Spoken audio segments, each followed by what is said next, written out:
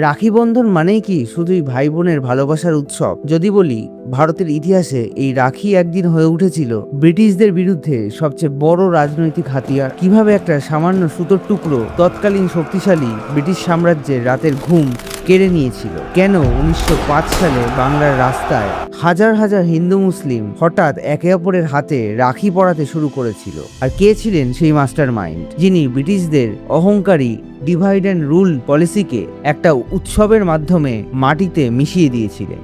সালটা ছিল 1905। British viceroy Lord Curzon ঘোষণা করেন বঙ্গভঙ্গ অর্থাৎ বাংলা ভাগের। উদ্দেশ্য খুবই পরিষ্কার, বাংলার হিন্দু ও মুসলিমদের মধ্যে ফাটল ধরানো। কারণ ব্রিটিশরা জানতো বাংলার মানুষ এক থাকলে তাদের পক্ষে ভারত শাসন করা অসম্ভব। ঠিক তখনই এন্ট্রি নিলেন বিশ্বকবি রবীন্দ্রনাথ ঠাকুর। তিনি বুঝতে পেরেছিলেন বিভেদ আটকাতে গেলে রাজনৈতিক হাতিয়ারের চেয়ে আবেগের হাতিয়ারই বেশি শক্তিশালী। তিনি রাখি বন্ধনকে কোনো নির্দিষ্ট ধর্মের গণ্ডিতে আটকে রাখলেন না।